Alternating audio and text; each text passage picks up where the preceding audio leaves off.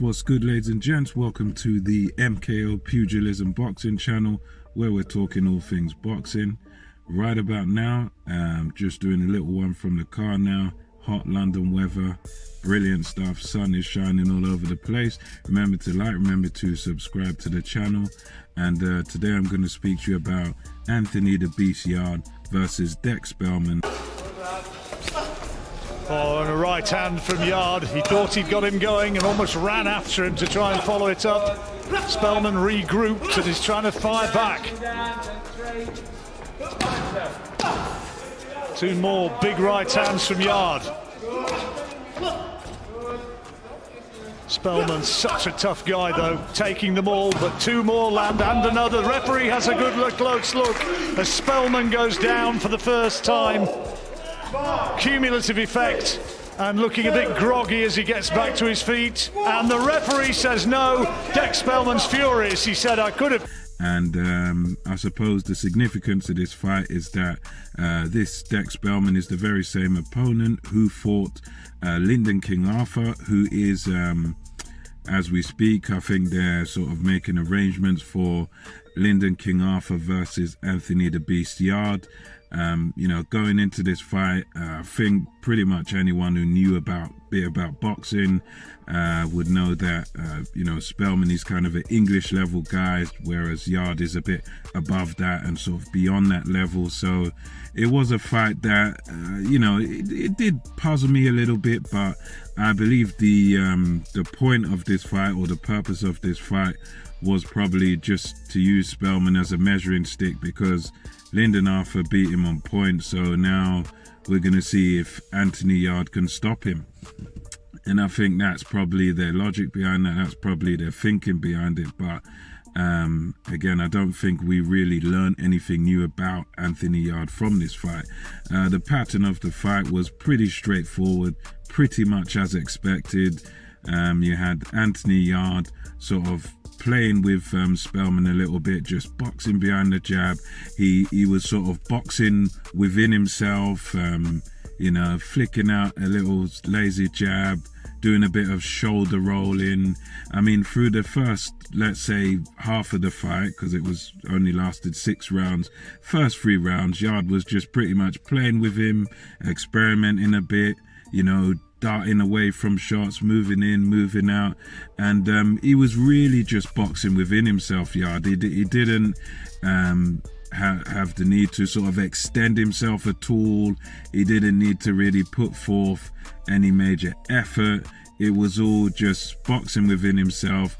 And the clever thing about what Yarde was doing was that he was making Spelman work. So while he himself wasn't doing that much, it's just landing, you know, 1s and 2s at a time and just taking his time, Spelman was having to sort of move back and having to exert himself quite a bit, and Yarde himself was able to he just took it easy through the first 3 rounds. And you know, I got the impression watching it that this is something that this fight is going to end exactly when Anthony Yarde decides.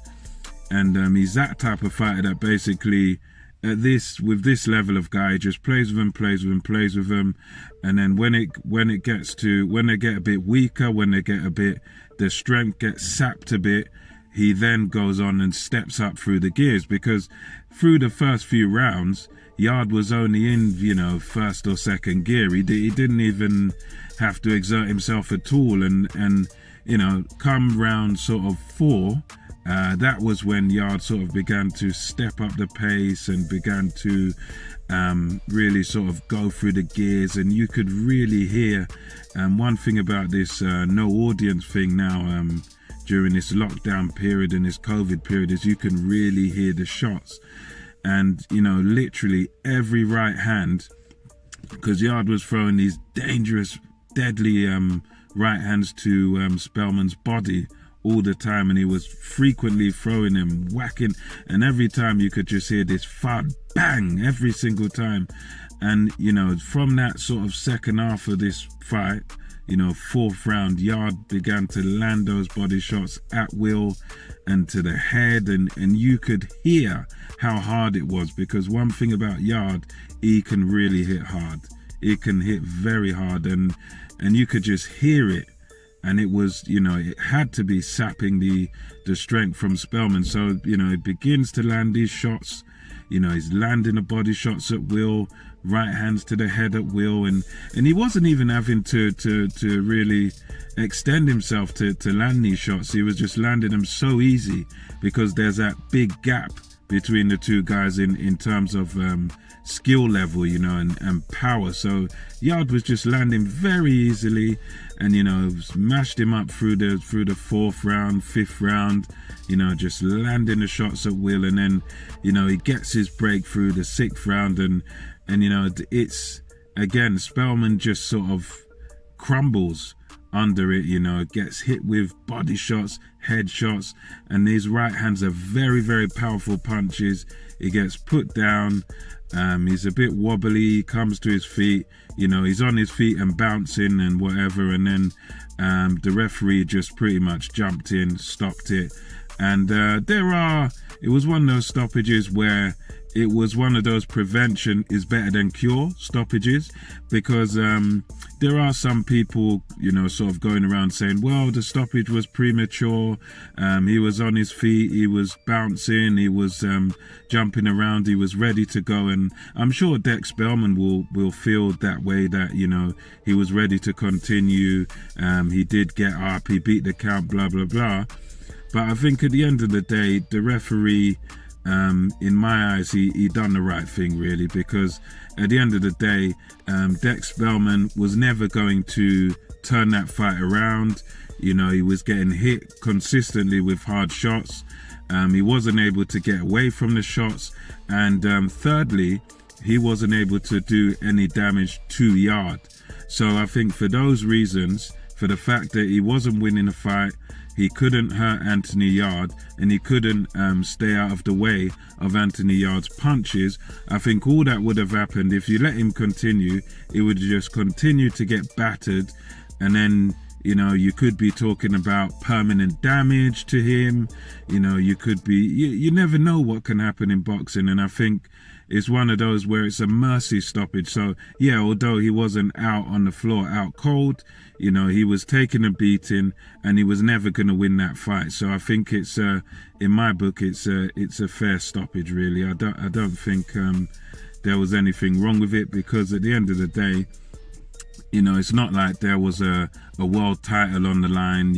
It's not like it was Yarde Kovalev or something where world title on the line, and you got to give the man every chance. It's there wasn't really that much to gain from the fight. So I kind of agree with the stoppage there. I think the guy was on his feet, but he was out of the fight, never gonna win. So yeah, going forward from here, the performance was just typical Anthony Yarde.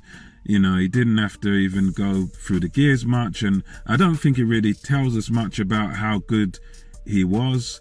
In my view, you could have, having this guy in there, Spelman, yeah, he puts up a bit of a fight, but I think, you would have been better off sort of maybe pushing it back a few weeks and then having Yarde versus Lyndon Arthur straight on, because this sort of fight, again, doesn't tell us much about Anthony Yarde. It doesn't really challenge Anthony Yarde, and I think, if he's scheduled to fight Lyndon Arthur, you would have been better off, having that fight instead. You would have been better off bringing Yarde versus Arthur forward a few weeks or whatever it is, and you'd be better off having that. I think that would be a fight. At least then he'd get pushed and he'd get tested, because guys like this, English level, Yarde is head and shoulders above him, and they're not gonna be able to challenge him. I think their choice of opponent here could have definitely been a bit better, or they could have just waited for Lyndon Arthur. I don't know why they didn't, but anyway, I hope that fight happens, Lyndon Arthur versus Anthony Yarde, as I think it will definitely ask a few questions. And yeah, that's just my thoughts on it. Another sort of good performance by Anthony Yarde, but again, it was what was expected of him. So he done what was expected, so can't really fault him for it, but I'm just looking for him to have his opposition stepped up. Hopefully the next fight will be a guy with a pulse, will be a top level guy, a Lyndon Arthur, somebody you know, at least of that caliber. Hopefully that goes ahead. So that's just my little rambling thoughts. And until next time, it's MKO Pugilism over and out. Okay.